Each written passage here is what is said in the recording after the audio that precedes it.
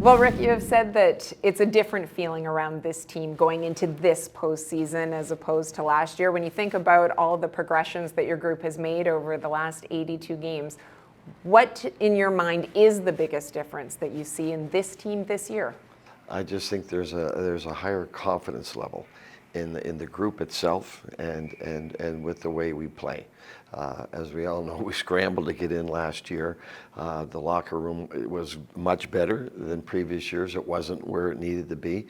And I find this year the locker room is definitely much better, and it's right where it needs to be. And the whole group is very confident and comfortable with the way we're playing. So fortunately we got in a couple of weeks ago. We clinched that spot, and that was a good feeling for the guys that we didn't have to wait till that last weekend like we did last year.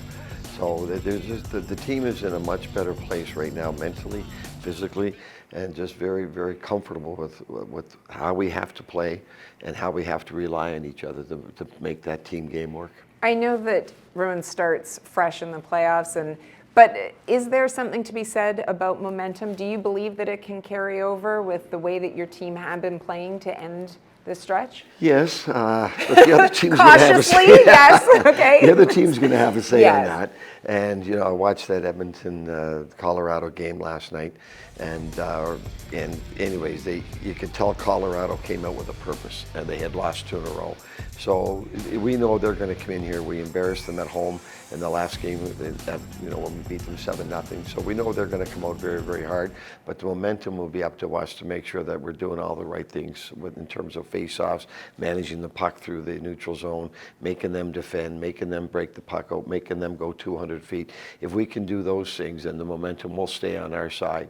But if we're losing face-offs and they're getting the puck and they're gaining their game, then that momentum is gone, right? And then you got to find ways to get it back, which we had a meeting with the team about that. If you're on the bench and the team the line that's on the ice now is struggling, it's your job to go out there and get that momentum back within the game, so the game within the game. So we have talked about that. But to answer your question, we're feeling good about ourselves. That momentum should carry over, but we're the ones that have to make sure that carries over. And you play to try to get home ice. There's obviously the advantages that can go with it, but there are also, let's be honest, there's a pressure that goes with it, I think, as well.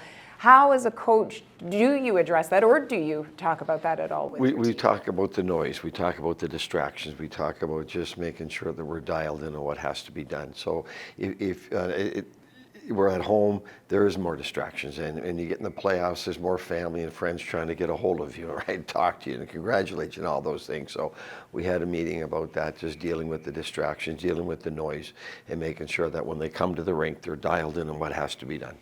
Ebbs and flows, say, of the season are gone, obviously, and you've talked about how intensity has to be there all the time. In your mind, what does that look like? That means that we are skating and we're working and we're pressuring them and we're frustrating them, that they can't get their game going.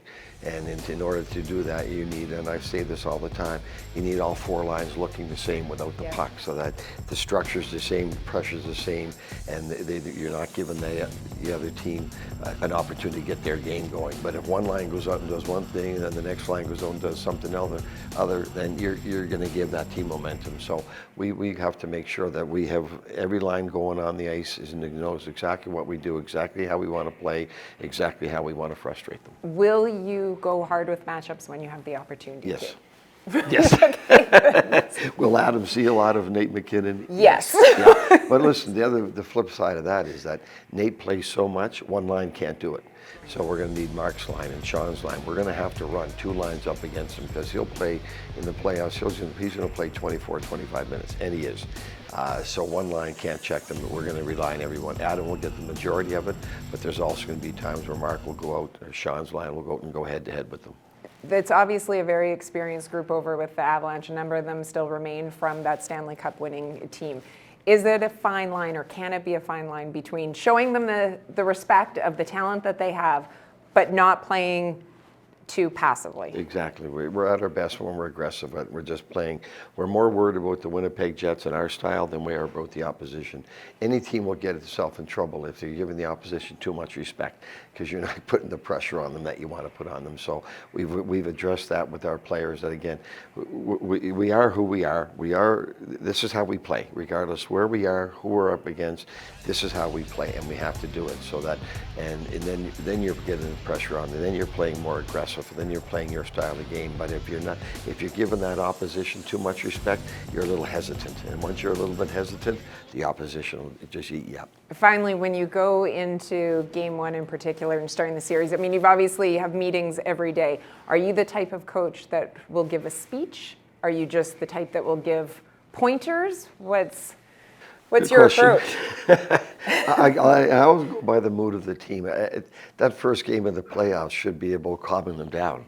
It shouldn't be about giving them a speech to motivate them. Yeah. So I think I'll go by the feel. We'll have a meeting on Sunday morning, and I'll go by the feel of the team and the mood of the room. And if I sense we've got to calm them down, then we'll do our best to calm them down. If I feel it's in a good place, I'll just leave it alone and give it a couple of points and make sure we're doing this and that. Watch out for this and give the pointers. But most of it will depend on what I feel when you walk in the room. Where's the mood of the team? All right. Well, appreciate the time. Wishing you the best of luck in this postseason. Thank you very much. Always a pleasure.